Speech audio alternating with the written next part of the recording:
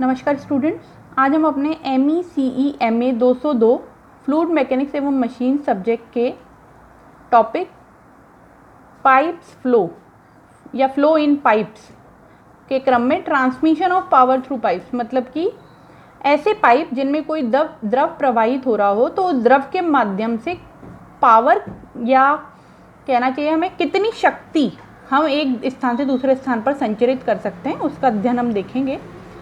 तो हम ये देखते हैं कि अगर ये जो पहली बात तो जो पावर होती है ये किस पर निर्भर करेगी, यह H पर निर्भर करेगी, हेड पर निर्भर करेगी, क्योंकि पावर का मान होता है रो जी क्यू एच। वाटर की जो पावर होती है वो होती है रो मतलब पानी की डेंसिटी, जी मतलब ग्रेविटेशनल एक्सेलरेशन, क्यू मतलब प्रवाहित होने वाले पानी का निस्सरण और एच मतलब किस शीर्ष पर पानी प्रवाहित हो रहा है। तो अगर हम एक्चुअल पावर देखें तो वो रो जी क्यू एच होनी चाहिए, बट इन एक्चुअल एच जो होता है वो हमें एच ना मिलकर एच माइनस एच एफ प्राप्त होता है। ये देखिए एच माइनस एच एफ प्राप्त होता है, मतलब उसमें से कुछ शीर्ष क्षति हो जाती है प्रवाह के दौरान। इस कारण से हमें पूर्णतः वह पावर प्राप्त नहीं हो पाती जो कि होनी चाहिए। तो सबसे पहले transmission of power through pipe निकालने के लिए हम H minus H F factor को कैलकुलेट करते हैं। इसमें जो एच एफ होता है वो होता है डार्सी की इक्वेशन से FL_V² और जो डिस्चार्ज होता है वो होता है π/4d² इंटू V। अब यदि हमें पावर निकालनी हो तो जैसा कि हमने बात करी, पावर होती है ओमेगा क्यू एच या रो जी क्यू एच। तो हमने फॉर्मूला रखा omega cube H minus H F. Q की जगह हमने मान रख दिया कंटिन्यूटी इक्वेशन से π/4d² इंटू V, और H की जगह H ही रखेंगे हम एज इट इज़, परंतु HF की जगह हम डार्सी की इक्वेशन से शीर्ष क्षति का मान रख देंगे FL_V²/2GT। इसमें जो स्मॉल f है वो घर्षण प्रतिरोध है, L है वो पाइप की लंबाई है, V पाइप की वेग है और जो D है वो पाइप का व्यास है। ओमेगा जो है वो स्पेसिफिक वेट है पाइप में प्रवाहित हो रहे पानी का, जो रो इंटू जी के गुणनफल के बराबर होता है।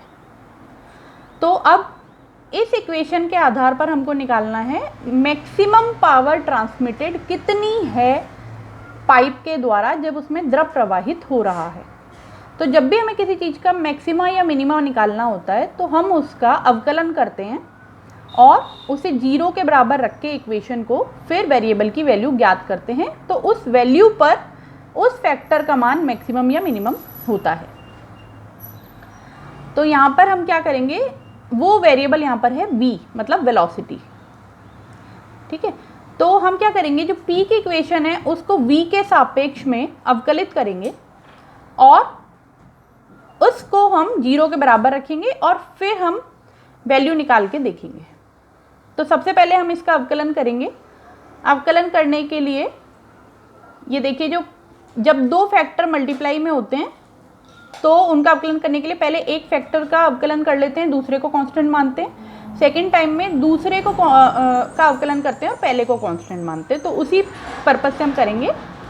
तो जो अवकलन की फाइनल इक्वेशन आएगी वो ये आएगी। इसमें फर्स्ट टर्म में π/4d² और v की वैल्यू 1 हो जाएगी, और सेकेंड वाले केस में जो h है वो तो कांस्टेंट ही रहेगा, और FL_V² का जो अवकलन होगा, क्योंकि वो इस वाले v से मल्टीप्लाई होके होगा तो वो 3v² हो जाएगा और 2gd की जगह 2gd इक्वल टू 0।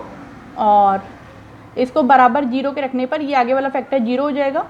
ये वाला जो फैक्टर है इसको हम सॉल्व करेंगे तो आप ये देखेंगे, ये जो फैक्टर आ रहा है h के बाद माइनस वाला फैक्टर, ये 3 टाइम्स ऑफ HF मतलब नॉर्मल शीर्ष क्षति के 3 गुना के बराबर है। क्योंकि सामान्य तौर पर डार्सी की इक्वेशन से हमारे पास जो शीर्ष क्षति का फॉर्मूला होता है वो होता है FL_V²/2GD, और यहाँ पर जो फैक्टर बन रहा है वो 3 टाइम्स HF बन रहा है, या सामान्य शब्दों में हम कहें तो वो बन रहा है कैपिटल H बराबर 3HF।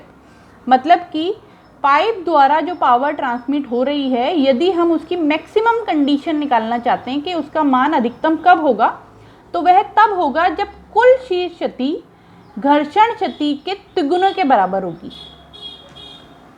ठीक है।